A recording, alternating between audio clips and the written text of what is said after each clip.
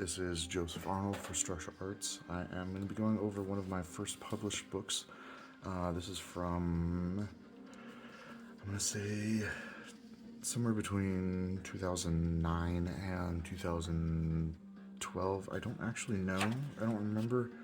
The cover, if you can see, is dated art for the illustrator, William Allen Reyes, Warpath, 2011. But if you look here, this is the first interior, and we don't have a date on here, but that's all right. So this is Las Locas. It was produced through Badcog Studios. They are also known as Brushfire. So Devin Richard has been working to try to keep publishing stuff. He's also more recently done 13 Tribes and some other work, and looking to revitalize the Las Locas line with Ethereal Comics. So that's going to be coming sometime soon.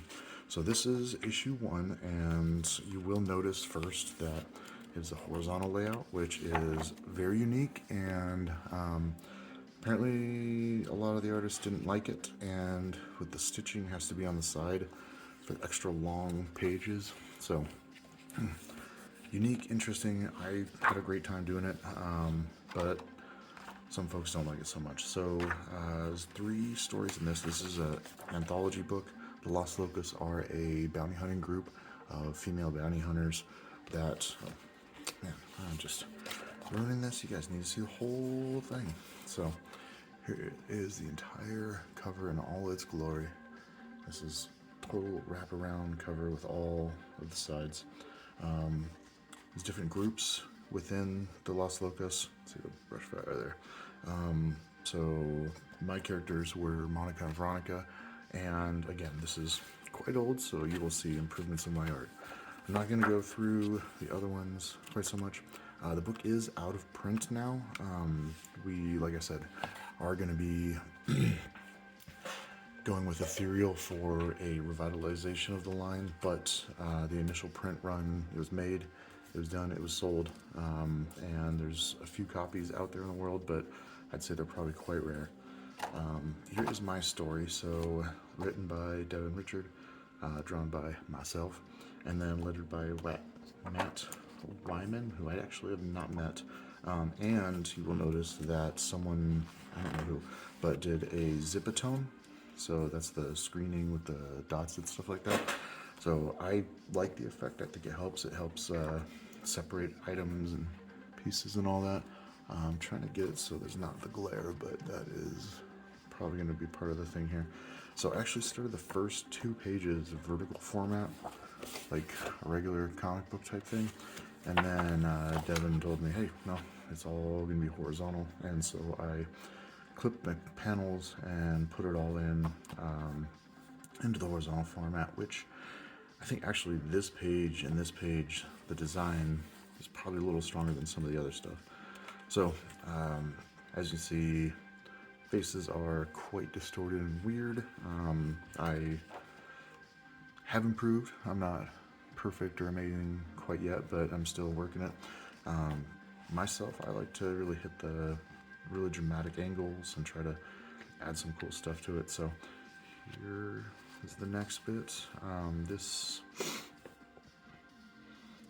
might have also been vertical format, but I'm not sure. So you see the lot of detail elements. I think I was going through a bit of a J. Lee phase, so a little bit too much shading, and the fact is that I didn't have the anatomical structure to really know how to do it properly, so there's a lot of extra crispy lines. That's pretty impressive for me to have done back then. I'm kind of abhor backgrounds for the most part, but it's not so bad. And then I know for sure this would be on that horizontal layout for the actual page, due to the fact that this panel is right here, connecting kind of like that. So we have 2 additional panels, and Devin writes a lot like some of the writers I'm working with now, where he'll give kind of a more of like a paragraph with some broken lines, but not like a panel 1 caption, sound effect, person speech bubble. It's kind of like a this is what's happening on this page type thing. He'll put in some of the dialogue just for flavor and just for the idea of things, but it's usually not too much. We get ourselves a splash page here and catch the light off of that. Again, I had a review on this and it was said the bases are quite distorted, which is quite accurate.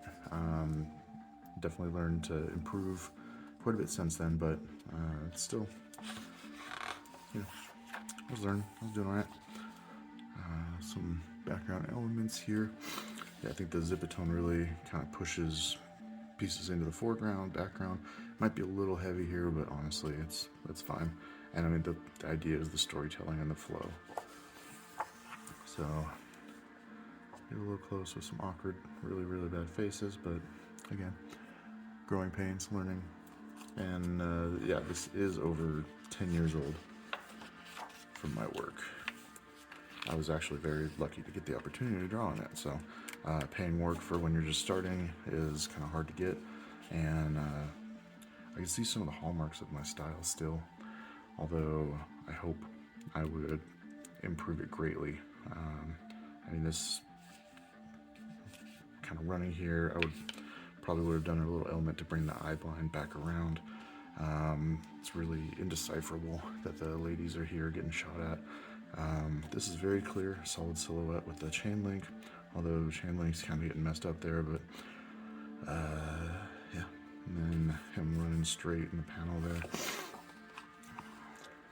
And then this would be continued, so this issue 1, the story of these two would be continued in the next book, which would be Las Locas number 2, and then each book, the plan was for me to do 10 pages of the beginning and then conclusion of each story. And then for this one, I have the two twins, Monica and Veronica, and then for the next book, I would do Leah, which I'll go through that eventually too.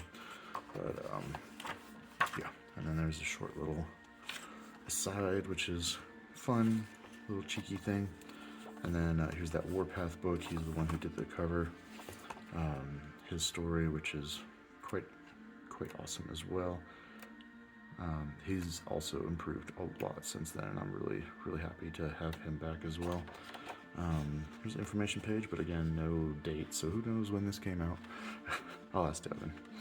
And then I had done a marker pinup, which I had colored with markers, and it's pretty rudimentary, but it's still kind of proud of it. You see some pieces where I didn't really know what I was doing, and I got reference for these, but it still could have been a little better. Just solidifying the forms, just like the anatomy and the faces and all that, just really having the form to be there first before working on details and going in with the passes where you're fleshing things out or trying to give depth and give form to things for like more advanced illustrations. So just adding this in, I did find the file for the original one, my colored piece on this. Was a little bit obsessed with this silly font I had then, and you can see just the little digital wipe on the background, but I bought a few markers from the school store for the Art Institute, and thought I was gonna rock it with that, so not too bad. That is it. This is one of my first published works. I have a couple others from the way back, and I'll go through those sometime as well. Like and subscribe, and I will try to keep putting out more actual drawing content and try to do like educational stuff, but also this one's just kind of a fun little flashback. Thank you for watching.